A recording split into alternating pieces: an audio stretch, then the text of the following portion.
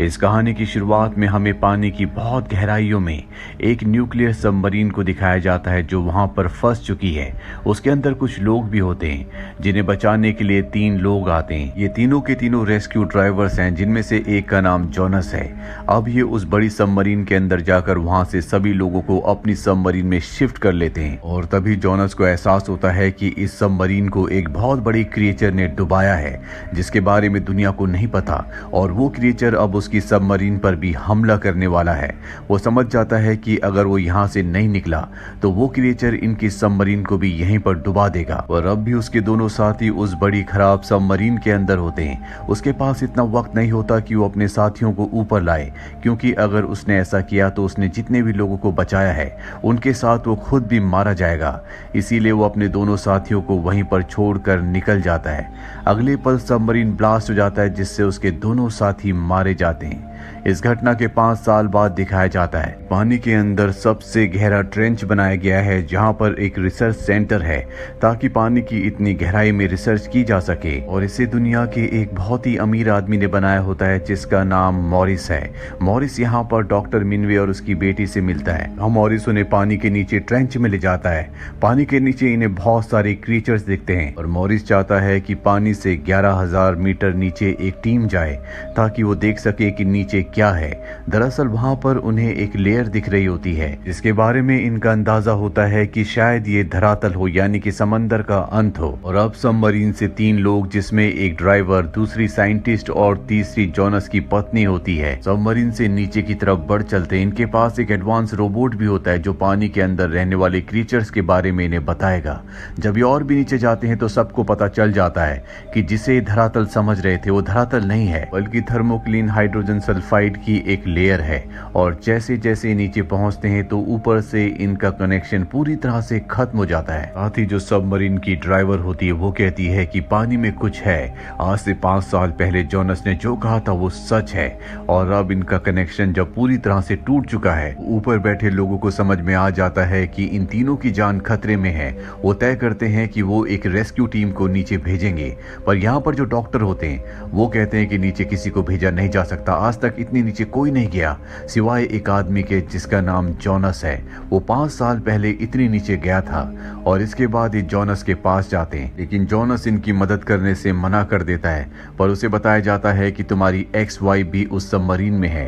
ये सुनने के बाद जोनस को उनकी मदद करने के लिए आना पड़ता है। साथ ही हमें पानी के अंदर दिखाया जाता है जहां पर उनका सबमरीन खराब हो चुका है। वो तीनों की तीनों सबमरीन को ठीक करने की कोशिश करते हैं और इसी कोशिश में लॉरी, जो कि ड्राइवर है, वो इंजर्ड हो जाती है। वहीं ऊपर मिनवे की बेटी को दिखाया जाता है जिसका नाम सुइन है। मिनवे और उसकी बेटी ओशियोनोग्राफर हैं। वो इस पूरे प्रोजेक्ट के हेड हैं। और अब सुइन चाहती है कि वो नीचे जाकर उन तीनों की मदद करे। वो अपनी बेटी के साथ यहाँ पर आई होती। वो अपनी बेटी को कहती कि मैं जल्दी वापस लौट कर आऊंगी और अपने सबमरीन से नीचे पहुंच जाती है। वहीं जोनस भी यहाँ पर पहुंच चुका है। जोनस ने 5 साल पहले जिन लोगों की जान बचाई थी उसे उसके लिए क्रेडिट नहीं दिया गया था, बल्कि लोग उस पर आरोप लगाते थे कि उसने अपने दोनों साथियों को वहां पर मरने के लिए छोड़ दिया। इनमें से सुइन भी एक होती है। और अब जोनस की इनको जरूरत है, इसीलिए जोनस अपने साथियों के साथ सबमरीन से नीचे पहुंच जाता है। वहां पर वो देखता है कि सुइन के सबमरीन को एक बहुत बड़ी क्रीचर ने पकड़ लिया है। इसीलिए जोनस अपने सबमरीन के सारी लाइट्स को ऑन कर देता है ताकि उस क्रीचर का ध्यान उसकी तरफ अट्रैक्ट हो। हालांकि सुइन वापस नहीं जाना चाहती और उसे बताया जाता है कि जोनस यहाँ पर सब कुछ संभाल लेगा, तुम ऊपर चली जाओ। सुइन यहाँ से अपने सबमरीन से ऊपर चली जाती है।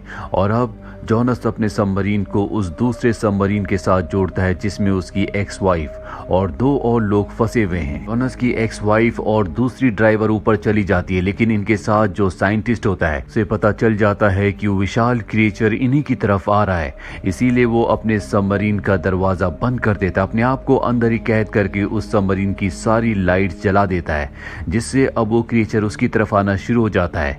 जोनस अपने सबमरीन को लेकर ऊपर की तरफ बढ़ चलता है और ठीक उसी पल साइंटिस्ट के सबमरीन पर, जो कि खराब है, उस पर वो क्रिएचर हमला करता और उसे मार देता है। अब बाकी सब के सब ऊपर आ जाते हैं। सुइन इसके बाद जोनस के पास आती है और उससे माफी मांगती है क्योंकि आज से 5 साल पहले जो हादसा हुआ था वो हमेशा इसके लिए जोनस को अपराधी समझती थी।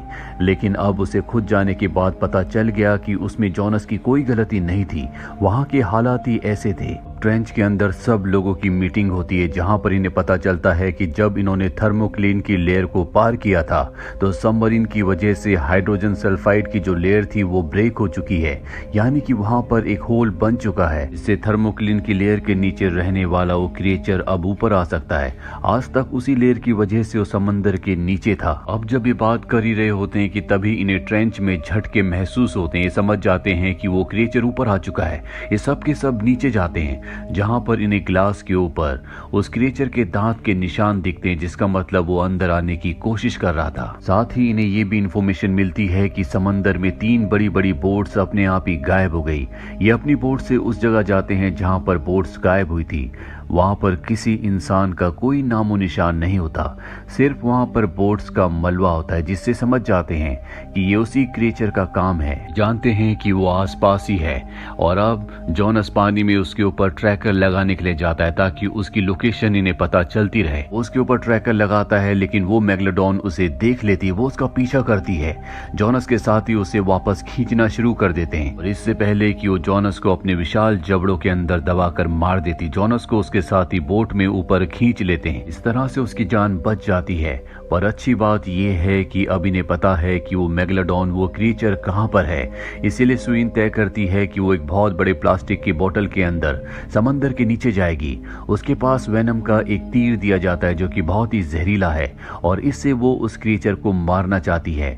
जिस प्लास्टिक की बोतल के अंदर वो होती है वो बहुत ही मजबूत है। यहीं पर एक लड़की होती है जिसने इस मजबूत कैप्सूल को डिजाइन किया होता है और अब सुइन उसके अंदर नीचे चली जाती है। यहाँ पर मरी हुई मछलियों का कुछ चारा फेंका जाता है ताकि वो क्रिएचर उससे अट्रैक्ट होकर वहां पर आ जाए। शुरू में कुछ शार्क्स वहां पर आती है, पर जल्द ही वो मेगलोडॉन वो क्रिएचर भी वहां पर आ जाती है। सबसे पहले वो सुइन के ऊपर हमला करती है, लेकिन उसका कैप्सूल सच में बहुत ही मजबूत होता है। सुइन वेनम का तीर उसकी बॉडी में इंजेक्ट कर देती है, जिससे वो तड़प जाती है और अब वो उस कैप्सूल को तोड़ने की बजाय उस पूरे के पूरे कैप्सूल को निगलने की कोशिश करती है। पर बोर्ड से बड़ी बड़ी रस्सियों से उस मेगलोडॉन की फिन्स को बांध दिया जाता है, लेकिन यहाँ पर सुइन की जान खतरे में होती है। जॉनस को पता चल जाता है, इसीलिए वो पानी में कूदता है और इससे पहले कि वो पूरा का पूरा कैप्सूल निगल जाती, जॉनस उस कैप्सूल के ढक्कन को खोल देता और सुइन को वहां से निकाल लेता है। हालांकि सुइन पर वो मेगलोडॉन हमला करना चाहती है, लेकिन उसके फिन्स को बांधा हुआ है, इसीलिए वो आगे नहीं बढ़ पाती। साथ ही वेनम जहर का असर उसकी बॉडी में बढ़ रहा होता है, इसीलिए वो बेहोश हो जाती है।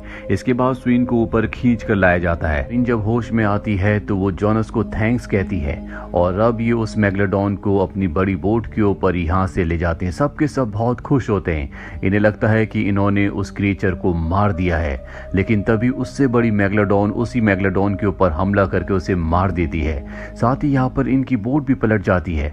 कई लोग जख्मी हो जाते हैं। इसी तरह से जॉनस, सुइन और सुइन के पिता यहाँ से एक छोटी बोट से निकल जाते हैं, लेकिन सुइन के पिता मिनवे बहुत ज्यादा जख्मी है, इसीलिए वो दम तोड़ देते हैं। उनकी जान चली जाती है।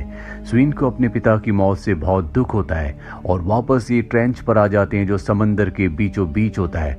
मॉरिस कहता है कि कल सुबह हम सब के सब यहाँ से निकल जाएंगे। ने चाइना की गवर्नमेंट को इस क्रिएचर के बारे में बता दिया है। कल सुबह गवर्नमेंट यहाँ पर अपनी आर्मी भेजेगी, जिसके बाद इस क्रिएचर को मार दिया जाएगा।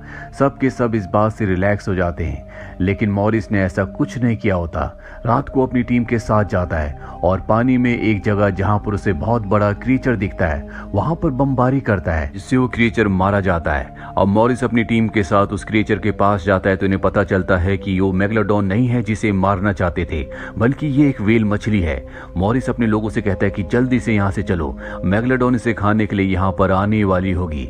और जब वो आगे बढ़ते हैं तो मॉरिस नीचे पानी में गिर जाता है। वो अपनी जान बचाने के लिए व्हेल मछली की बॉडी के ऊपर चढ़ जाता है, पर अब यहाँ पर मेगलोडॉन भी आ चुकी है, जो व्हेल मछली के साथ साथ मॉरिस को भी अपनी खुराक बना लेती है। वहीं ट्रेंच के अंदर सबको पता चल जाता है कि मॉरिस ने चाइना की गवर्नमेंट को कुछ नहीं बताया, यानी कि इन्हें यहाँ पर रेस्क्यू करने के लिए कोई नहीं आने वाला। साथ ही इन्हें इस बात की भी चिंता होती है कि जल्दी वो मेगलोडॉन कई शिप्स को और कई लोगों को अपनी खुराक बना लेगी। इन्हें किसी भी कीमत पर उसका खात्मा करना होगा। इन्हें पता चल जाता है कि वो बड़ा क्रिएचर वो मेगलोडॉन एक बीच पर जा रही है, जहाँ पर एंजॉय करने के लिए कई 100 लोग इकट्ठा हुए हैं। और अब मेगलोडॉन भी यहाँ पर पहुंच जाती है, जो लोगों को निगलना शुरू कर देती है। चारों तरफ भगदड़ मच जाती है।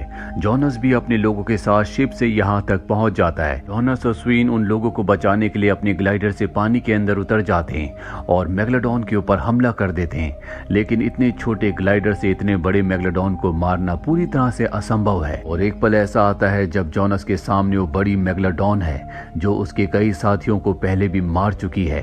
जॉनस तय करता है कि अब वो उससे नहीं भागेगा बल्कि उसका सामना करेगा। वो अपने ग्लाइडर को लेकर उसकी तरफ बढ़ चलता है और जैसे वो उस बड़ी क्रीचर के नीचे पहुंचता है तो अपने ग्लाइडर से एक बहुत बड़ी ब्लेड को बाहर निकालता है। उस ब्लेड से वो उस मेगलोडॉन के उस क्रीचर के पूरे पेट को चीर देता है और वो मेगलोडॉन उसके ग्लाइडर को पकड़ लेती है। इससे पहले कि वो उसके ग्लाइडर को चबा डालती, वो ग्लाइडर से बाहर आ जाता है और एक रॉड से उसकी आंख पर हमला करता है जिससे वो पूरी तरह से तड़प जाती है और पानी के ऊपर छलांग लगाती है। अब यहाँ पर उसका बहुत ज्यादा खून बह चुका होता है, इसीलिए यहाँ पर बहुत सारी शार्क्स आ जाती हैं जो उसके ऊपर हमला कर देती हैं। जॉनस भी अपनी जान बचाकर यहाँ से निकलने की कोशिश कर रहा होता है। इससे पहले कि शार्क्स उसे भी अपनी खुराक बनाती, यहाँ पर स्वीन आती है जो उसे बचाकर ले जाती है। दरअसल जॉनस ने अपनी बहादुरी और साहस से उस बड़ी क्रीचर को, उस मेगलोडॉन को मार दिया है। इसके बाद जॉनस और स्वीन दोनों के दोनों बोट में अपने शिप पर वापस आ जाते हैं, जहाँ पर सब के सब उस क्रीचर के मारे जाने से अब सेटिस्फाइड हैं। अगर जॉनस उसे नहीं मारता तो धीरे धीरे वो पूरे समंदर पर अपना कब्जा कर लेती और समंदर में इंसानों के लिए जाना पूरी तरह से नामुमकिन हो जाता। अब उस 2000 साल पुरानी मेगलोडॉन का खात्मा हो चुका है, यानी कि खतरा पूरी तरह से टल चुका है। इसी के साथ ये फिल्म, ये कहानी यहीं पर खत्म हो जाती है। उम्मीद करते हैं कि ये कहानी आपको पसंद आई होगी।